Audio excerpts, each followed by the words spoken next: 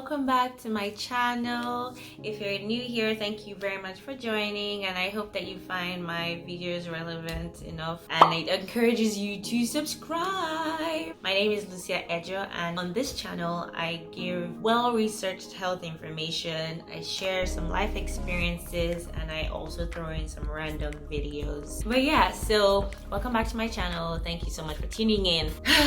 Today I'm going to be talking about something that I am very interested in. We're going to be shaking a few tables today, but I also just want you to indulge me. Just listen. Let's have a conversation.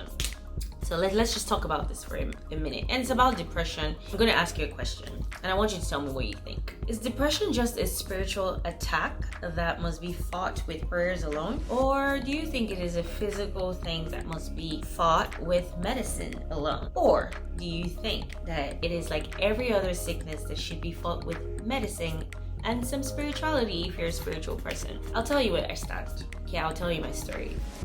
When I first moved to the US, I had a friend who I didn't know was suffering with depression. I thought he was just weighed down with general issues of life, because I came from a country where depression wasn't a much talked about topic. Yeah, in Nigeria, we don't really talk about it. At the time, he didn't look sad whenever we hung out, or at least even when he actually agreed to hang out, because that was another issue.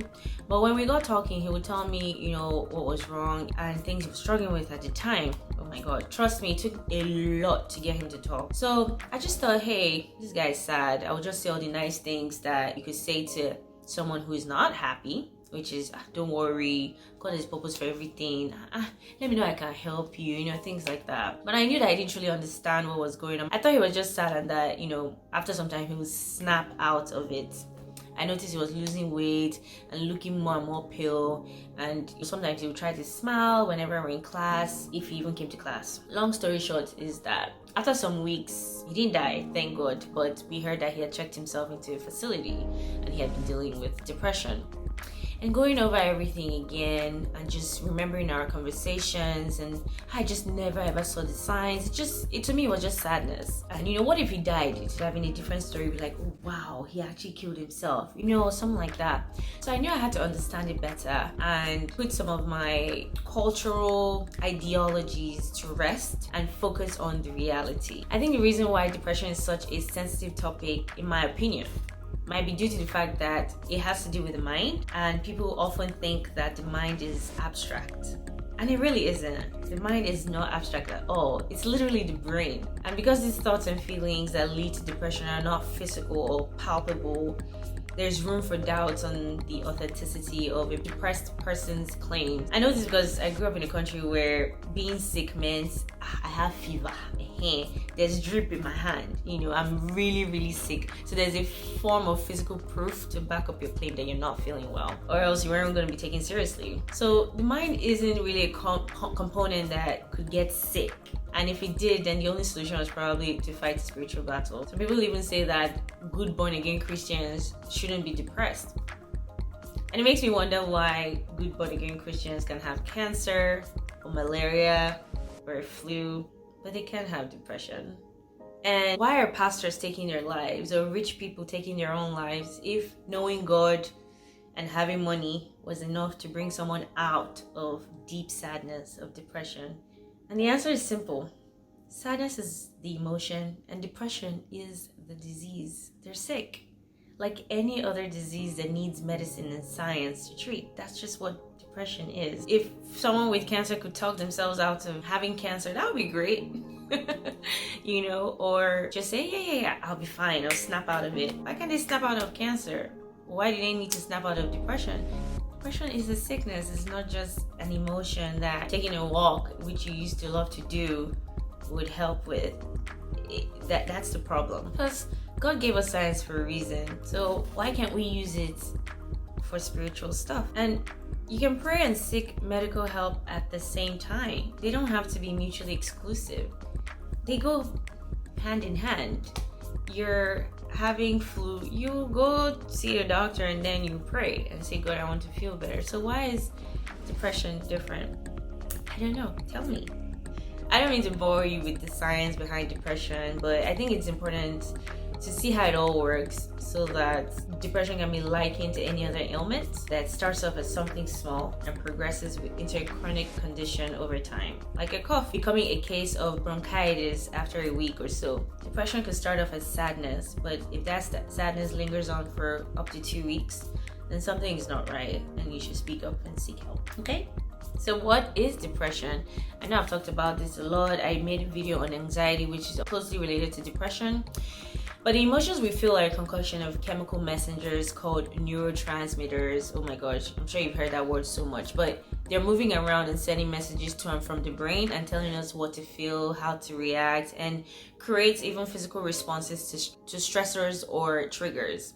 Now, these chemicals could sometimes be overproduced, underproduced, or not removed from the body efficiently. That imbalance of all these unique chemicals in the brain is what causes depression. And at that point, it becomes a disease. So that's how the mind gets sick, like every other part of the body. Depression can be caused by a lot of factors. And the most common one would be life's events and all the issues and the changes and things people go through. Yeah. Other causes include genetic factors, the brain not regulating moods correctly, medical issues, and even some medications. And that's why it's very important for you to talk to your doctor first before you take any kind of medication, or if you're experiencing symptoms of depression because of the medicine that you're taking. Again, there are 3 parts of the brain that are particularly affected by depression.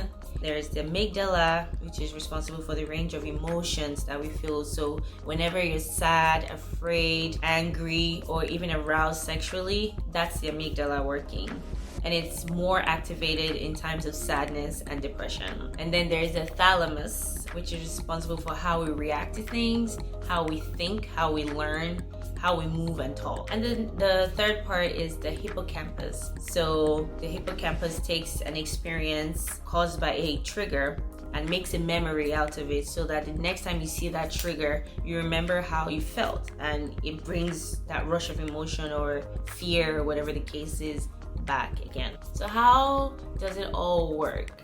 Remember the neurotransmitters that we talked about? There are 3 main ones that are associated with depression, and they are dopamine, serotonin, and norepinephrine. Dopamine is responsible for how we perceive reality and our general motivation. Serotonin regulates the mood, our sleep pattern, appetite, and helps soothe pain. It's the feel-good neurotransmitter. Norepinephrine, again, is the fight or flight neurotransmitter. So these neurotransmitters or chemicals are transferred from one neuron to the other in a very smooth mechanism that lasts seconds. And the slightest interruption to that mechanism is what could lead to chronic or medical depression. And also, with the growth of neurons, new neurons, the mood improves. So some antidepressants target the growth of neurons, while some target the production or inhibition of specific neurotransmitters. Either way, symptoms and treatment of depression differ with each individual. So get help, get therapy, see a doctor, and get the help that you need. Okay? So just to recap some physical symptoms of depression, how to identify that you might be going through depression. But first of all, the sadness has to last a long time, right? There's also decreased energy or chronic fatigue or feeling sluggish sometimes. There's difficulty making decisions, concentrating, or even remembering things. There's muscle pains, cramps, aches, headaches, or tummy issues without any clear cause. There's change in appetite or weight. It could go up or down. You could add more weight or lose more weight. You could have more appetite or less appetite. There's also the general inability to sleep, or sleeping too much, or waking up too early. Those are the physical symptoms of depression. Some emotional symptoms of depression include loss of interest in things you used to love to do. That is the difference between sadness and depression. You're always feeling sad, anxious, or just empty. There's feeling really pessimistic or just hopeless.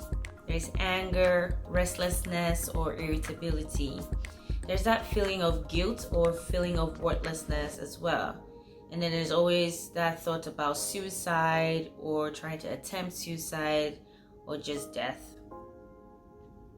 So why am I saying all of this or taking this different approach to discussing this? A lot of people just don't understand depression and they think, again, it's abstract, and if you notice someone is going through depression, then just be kind and supportive, or talk to someone who you think might be able to say the right things, or just walk away. Don't make it worse is what I'm trying to say. And to people who are struggling with depression, I'll encourage you to try to speak up and just fight till the end. Just keep fighting.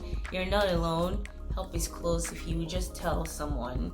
I hope you learned something from this video. Please tell me what you think. Again, give me the answer to the question, what do you think? Is it a spiritual thing? Is it only medicine, or do you think it's both? And I will see you in my next video. Thank you so much for tuning in, and make sure that you're subscribed and you like this video. Thank you.